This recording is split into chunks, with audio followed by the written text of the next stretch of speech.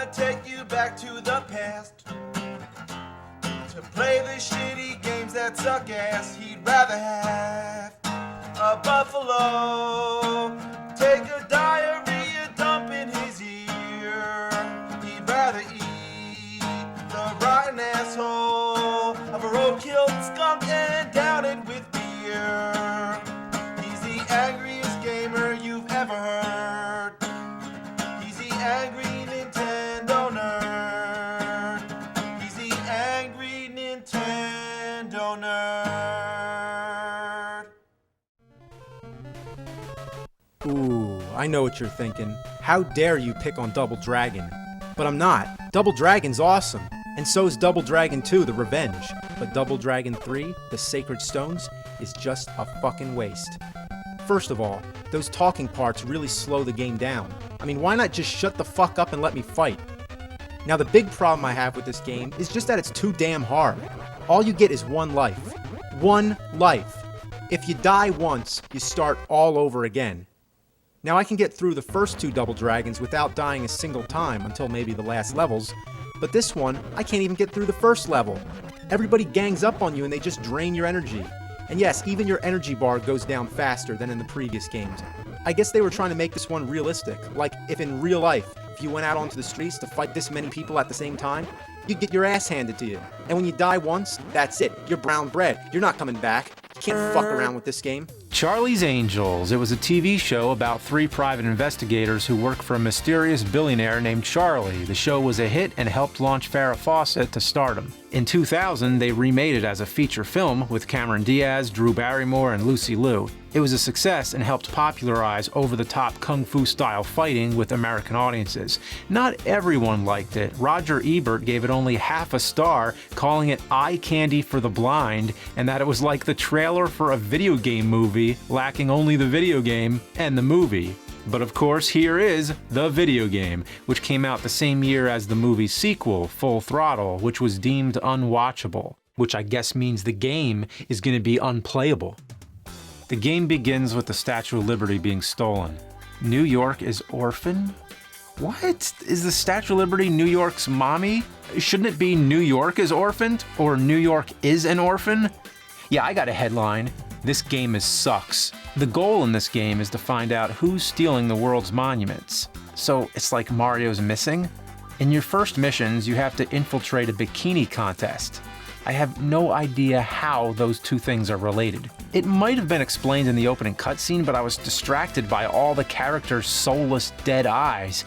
You start the first level as Cameron Diaz's character, and... Oh, why'd they do this to her face? She looks like the Joker. Love that Joker. Is part of her head shaved? Does she have fucking pink eye? I mean, why the sweet name is shit that they make her so hideous? She's supposed to be undercover, but for some reason everyone on this beach knows who she is and just starts beating the shit out of her. Ow, Jake. Leave me alone, Anne. Yeah, they gave all the enemies names like it's Final Fight or something. Actually, this plays a lot like a side scroll. He's gonna take you back to the past to play the shitty games that suck ass. He'd rather have a buffalo take a diarrhea dump in his ear. He'd rather eat the rotten asshole of a roadkill skunk and down it with beer. He's the angriest gamer you've ever heard. He's the angry Nintendo nerd. He's the angry Atari Sega nerd. He's the angry video game nerd. Da da da dum, da da da dum, da da da dum, da da da dum, da da da dum, da da da dum, da da da dum, da da da dum, da da da dum, da da da dum. Where you expect one of the original stuffed Donkey Kongs from the early 1980s. Why does he have to have his hands like this? Like, what's he trying to tell us? And look at his face. He knows it's funny. It's like, hey, you, fuck you. He's gonna take you back to the past to play the shitty games that suck ass. He'd rather have a buffalo take a diarrhea dump in his ear. He'd rather eat the rotten asshole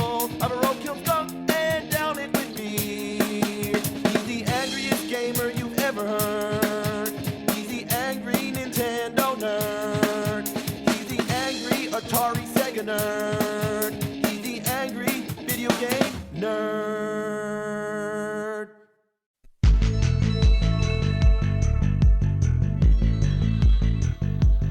Oh boy. Let's talk about the Philips CDI. Now, if you're not familiar with the backstory, I'll give you a quick little rundown. Nintendo is working in conjunction with Philips to produce a CD-based add-on for the Super NES, which never came through. Now, Nintendo is also working with Sony on the same concept, and we all know what came of that, the PlayStation. But as for Philips, they too made their own game console. However, they had permission to utilize some of the Nintendo franchises. Now, what came of that was a shitty Mario game and 3 shitty Zelda games. Link, The Faces of Evil, Zelda's Adventure, and Zelda, The Wand of Gamelon. Okay.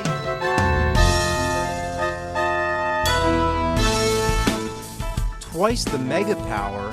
What's Mega Power and how could you have twice as much of it?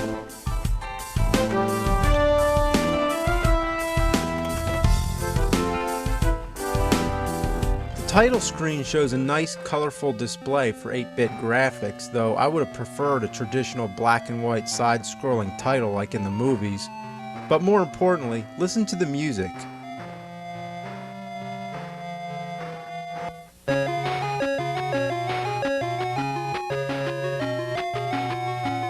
Does it sound anything like the Rocky theme?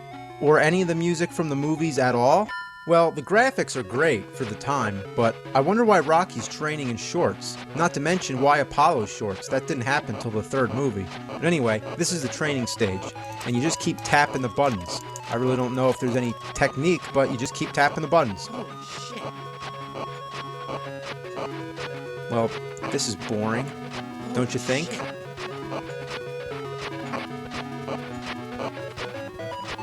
Fuck.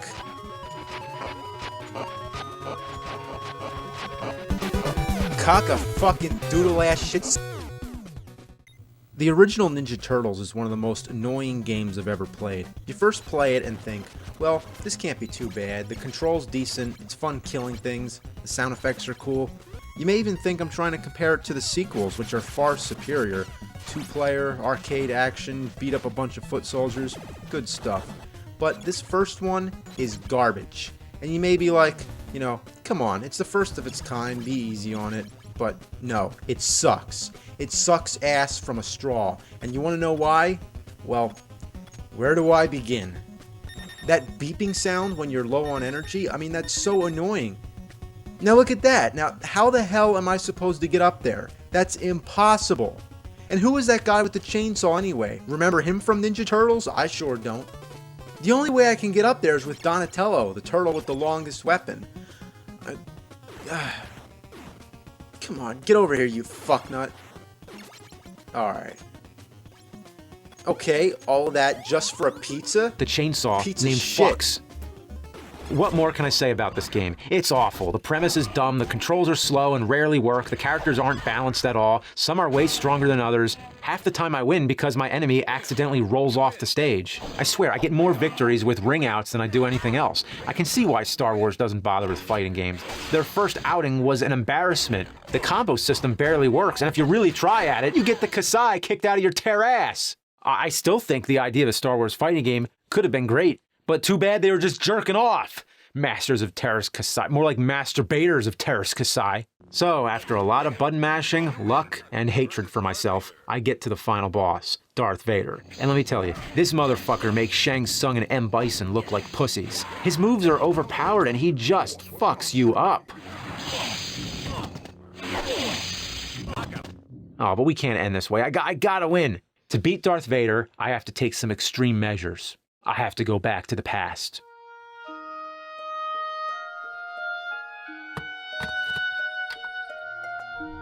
Yippee! How do you like that shit, Anakin? Die! Die!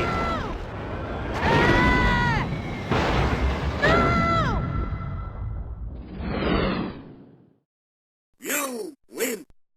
I know that's cheap, but so is this Masters of Terrace Kasai game. You know, it can't get any worse than that. Oh, a package from Disney and Lucasfilm. That doesn't even exist. Fourth the bag. A special okay, edition? King Kong is What like did they 50 feet change? tall or something, but in this game they made him out to be like 1,500 feet. How big is he exactly? Well, if bigger than the Empire State Building isn't a good enough analogy, then let's just say a lot bigger than that fucking bag! And fifth, I can't grasp the concept that King Kong is in a Mario game, the same character that was the direct inspiration for Donkey Kong, who also appeared in games with the Mario character. Are we running into some kind of paradox here or what? There's sort of like a help desk where you're supposed to return the object or the landmark or whatever, but the lady at the window won't talk to you unless you call Yoshi to come and give you an extra boost. Okay, so are you telling me that the reason that stupid bitch won't talk to you at first is because Luigi is too short to reach the window? For fuck's sake, he can jump higher than the shitting thing. How stupid do they think we are? Use Yoshi to reach the help desk. Well, how about use my greasy Italian plumber cock to whack you across the fucking face? The control is broken beyond belief, and you'd think, how could they fuck up the control on a Mario game? Well, for the most part it's fine, but sometimes when you go to a new screen it gets stuck for a second. God, move! Move! Ugh! God, what a shitload of fuck! You know what took me a real long time to figure out? How to go up the road. You have to be standing right on the dotted line. If you're just a few pixels off, nothing happens. In contrast, take a look at the Super Nintendo version. It's pretty much the same game, just with better graphics. But here, when you try to go up the road, all you get is the sound of cars blaring their horns. Who the hell's honking at me? Are the cars invisible? Well, anyway, the spot you're supposed to stand is the complete opposite. It's the sidewalk. I guess they were trying to be more realistic with this one. If there's one thing it teaches kids, it's not to walk down the middle of the road. Die, re-enter the But password. check it out. And repeat. Now we're in for some You fuck. collect a pot, This a is jewel, Mario's and time. fairies from random trees. Then you go across the desert to the castle, which warps you to the water, and you swim to the island with the two wizards. Hit them with the wave magic at the same time, obviously. The three fairies fly you to the island, burn the bush, grab the gravestone, kill the dragon, get the jewel, go back to the castle, kill the last guy, and you win.